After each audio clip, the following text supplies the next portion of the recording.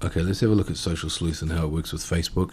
This is hands down the best Chrome plugin for our research. All right, this is very, very powerful. I'm going to show you in the next screen, and we're going to dive deep into Facebook. And one thing here, I just put ignoring distractions. I just want to bring this up quickly. Focus on your work, okay? Focus on what you're doing. I know Facebook is a huge distraction, and as you can tell just now, it's got to pop up. This is something you just need to learn how to do, all right? When you're on Facebook doing your research, don't let a video or don't let somebody's profile disturb you, a message, okay? You've come in with an idea. I know a lot of you are going to be all right with this, but a lot of you are just going to get distracted and you're going to get lazy, all right? This is the time that you need to be doing your research and really, really focusing, all right? So don't be distracted. Okay, so we're going to have a quick look at Social Sleuth and how it works on Facebook. Now, Social Sleuth is a Chrome extension, Google Chrome. You need to install it in developer mode. It's all laid out for you on their site as to how to do it. Very, very easy. But you will need to use Google Chrome as your browser when you're logged into Facebook. So what will happen is you get this little icon up here, which is Social Sleuth. And what we're going to do is this is not just for Teespring, remember that. This is a very, very powerful tool for any website, and in particular niche that are related in posts that you want to sort of dig out and unearth on Facebook. You can do it, but we're going to use teespring.com obviously, and we're going to use say nurse, you know, the good old nurse. We'll just click on all posts, and what Social Sleuth will do is run a search, and it will show us every single post, dark post, advertisement, whatever's going on Facebook at the moment, that's pointing back at Teespring. So we can see a ton of them here already of nurses. You know, we can see exactly how many likes, comments, shares they have. That's really strange, a strange picture for a Teespring campaign. But look at this one, you know, this is huge. We can go look at the campaign. And the beauty of this is we can see the page that it's coming from and the type of demographics. If we look at the comments on here and the likes, you know, all the shares, it's really, really good way to dig deep into these the particular audience and see, you know, if there's any patterns as to how these people are targeting. Let's go have a look at the campaign. Okay, so it's only sold 76. I mean, there's quite a lot of engagement for only 76 sales. So you'd have to wonder if this is profitable or not. It may just be that they've got a big page. No, they don't. See, I mean, I would say that this particular page was created at the time that they've made this shirt. Possibly a couple more. No, it goes back to December.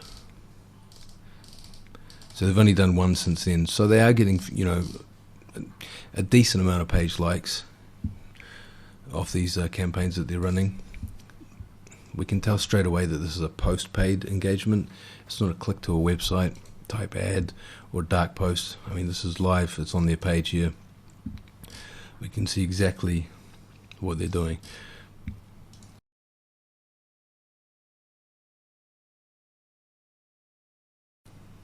Let's go and take a look at another one. Maybe one of these cat ones that I did before. Okay. Show me your kitties.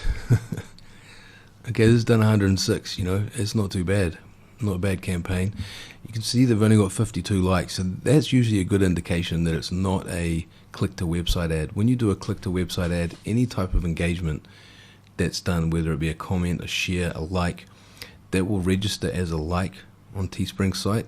So that doesn't necessarily mean that people have come to this particular page and click like.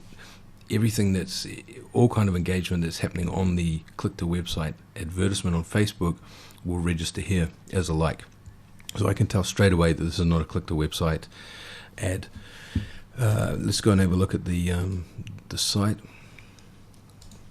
on Facebook. Okay, and that, you know, it's a relatively small page again. You know, I would say that these people have recently just set up. In fact, it was very recent, you know, just a couple of days ago.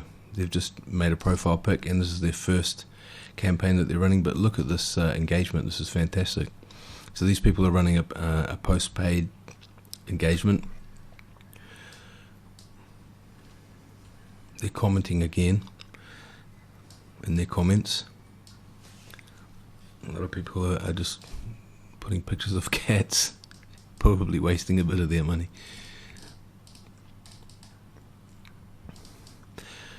But at least we can, if we go and have a look at the comments here, we can go and look at some of these people and see.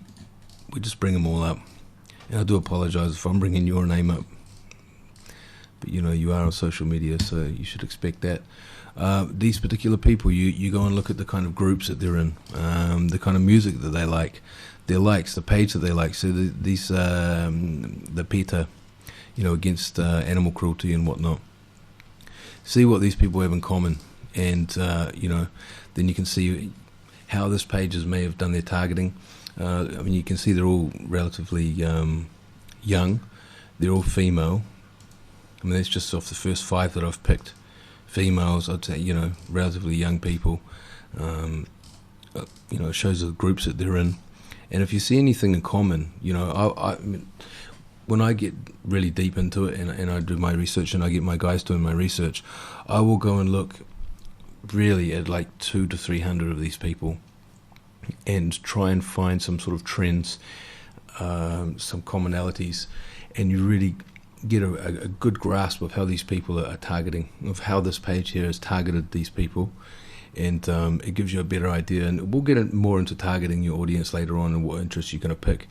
But this is a really, really powerful tool that you can use, for Teespring all day. And it really gives you good ideas. All I needed to do was type in cat in teespring.com, and I've just got tons and tons and tons of results here. You can see even more popular ones here. Let's see how this is doing. 98 sold. So it's a $1,000 campaign. Depending on how much they've spent on ads, I'd say it's quite a bit. We can't see how many of these likes and shares and whatnot are organic or whether they're paid. Whether people have seen the ad or whether they've just been shared, because, I would say a lot of this is organic because there's a ton of shares here. And I would say a lot of people as well, they're commenting with their friends' names. So a lot of this advertising here is free. And it gives you a good, we'll just go and click on all these people again and see what they're up to, what kind of pages they like. They like, free pet samples, lost and found pets. These are all interests that you can target. These people are obviously quite passionate about pets and cats and whatnot, and it really gives you a good idea about your demographics and what you should be looking at. So that's just a quick look at Social Sleuth. I would highly recommend you get it.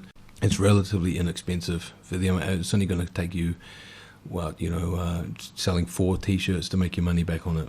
There's only 4 shirts. If you can pull off a good campaign like this, emulate a campaign like this, and unearth some of the hidden golden nuggets that you wouldn't find otherwise, or just by doing the searches in the previous videos, you're going to make your money back very, very quickly. It's well worth the investment. Now the link is just on the next page. I'm going to show you the link again if you want to go and pick this up.